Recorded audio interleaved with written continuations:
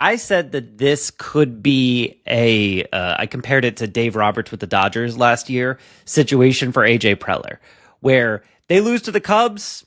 I think there's a chance Preller's out. If they lose to the Brewers, I think there's a chance Preller's out.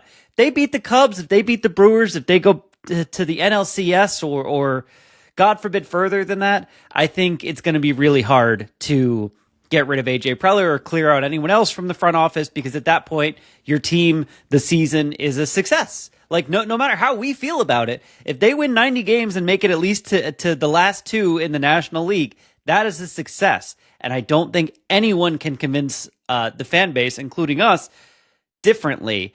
And I think back, there's probably a lot more examples if I had thought about this more. But Dave Roberts is not the only example of like someone who came into the playoffs going like, I need to go deep in this or I'm going to lose my job. Like, if I remember correctly, that was kind of where like Tito Francona was with the Red Sox before he took them to win the World Series. And then it was like, well, he's a legend now. Can't fire him. He's Tito.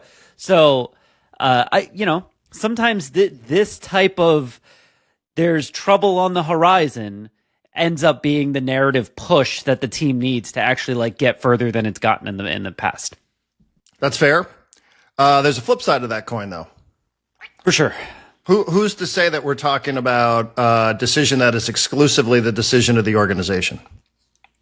As opposed to the Who's fans? to say that maybe, I'll give you an example, right? You know the dynamic at iHeartRadio pretty well. When I got hired there, the market manager was a different person. The market manager is the person who oversees all the radio stations. Her name was Melissa Forrest, and she had a vision for what she thought the iHeart radio stations should look like in the future. This was when I got there in 2019. The regional manager was a guy named Rob Scorpio, and he had a vision for the way certain things were going to look. And then my program director was a guy named Brian Long. By the end of my time at iHeart, John, all three of those people had left. All three of those people had gone. And I was left going, what happened to that shared vision? What happened to that shared vision? What happened to the plan when I was talking about coming in here and it was going to be, ABC, these are the things that we are going to do. That was Melissa to Rob to Brian. And then all of a sudden there was no Melissa and there was no Rob and there was no Brian. And it was easy for me to sit at the end of that run and go like, I don't, it's nothing. I'm not saying these are bad people, but these are not the people that I agreed to sign up for. And now apply that to AJ Preller. AJ Preller, you saw that interview that Marty did with him from the dugout over the weekend. And Marty, of course, is going to ask the question about an extension because everybody assumes that AJ Preller would run through a wall to just sign an extension. But it is not the same organization that AJ Preller signed on with. It is not Ron Fowler and Peter Seidler. It is now somebody named John Seidler, and it is Eric Grupner who has more power. This isn't 50-50 between Eric Grupner and AJ Preller, the way it was presented to us via Peter Seidler for many, many years. We've gone back to the season ticket holder, that letter that was sent out that people thought was not a big deal. So what I would say is, how do we know that AJ Preller does want to stay here? How do we know that this is the thing that he signed up for? And that maybe this isn't his final trip around the universe as the Padres general manager. Maybe he looks around. He's like, same way I looked around. I was like, this is not what I signed up for. This is not the shared vision that I had, which made it easy for me, which made it a lot easier for me to leave because, I felt like, our ambitions aren't the same. And how do we know that there isn't a scenario out there, especially with a work stoppage looming around the corner, that this isn't perhaps a fork in the road where it is a natural time for people to go their separate ways?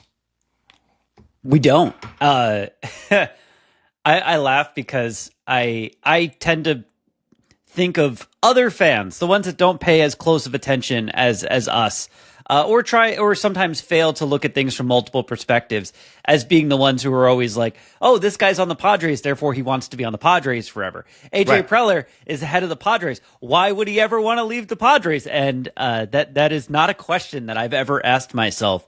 And you just answered it anyway. And immediately my brain started going, I could see like 3 or 4 teams that would offer him a job this offseason if the Padres don't give him an extension. That would be interesting places for him to go. And it makes narrative sense too. I went there to work with Peter. I loved working with Peter. Peter wasn't there. It didn't feel the same. I'm ready for a new challenge. And right? do you think that the Padres would stop him? Do you think, knowing what we all know, No, even God, on the surface level, no. that Eric Rupner would be like, absolutely not. We cannot let this. No, I mean, I don't. Now, again, this isn't. I mean, we don't know. Like you said, maybe you go on this incredible run and he's like, God, I got to finish the job, man. I've got to finish the job. Like, I am determined to finish the job and I love it here. And by all accounts, Preller does love living in San Diego. I know him a little bit. I think he really does. I am just wondering as we get underway, and I don't want this to become the focal point of today's episode or even the theme, but I'm struggling just to not think that how massive it could be I just think there's let me just sum this up. I just think, John, there's a really good chance that AJ Preller, no matter what it is that happens this postseason, that this is it, that this is going to be it for him in some capacity. I'm not reporting it.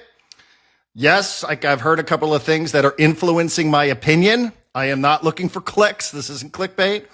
I just think, for me, it sounds like nobody's told me that he's going to go, but it sort of feels like maybe, there is a really, really, a better chance than a lot of people realize that regardless of result, that this is going to be, that we're at the end of the road with AJ Preller and the Padres. And it's not necessarily because it's the Dave Roberts situation from last year.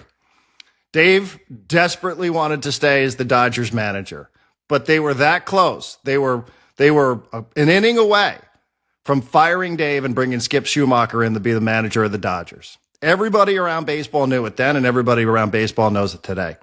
And they put up, and he got rewarded for it. I don't know that that's exactly the scenario that's in place here because of the dynamic. Because, like I said, I just going back, and you can apply it to whatever work environment people have been in their lives. It's just not the same gig, like it's just not. And I do think like there is that lurking around out there, in what's expected to be an off season, a pretty significant change, and unfortunately a work stoppage hanging around as well. That this might be a natural exit point, but again, hopefully that's not something we'd talk about until the end of October or maybe the beginning of November. Now you got me freaked out, Darren. How can I go? See, all of a sudden now it's so easy to be like, well, this guy isn't any good. We should bring somebody else to come in here. And it's like, well, maybe it's not as easy as we all think.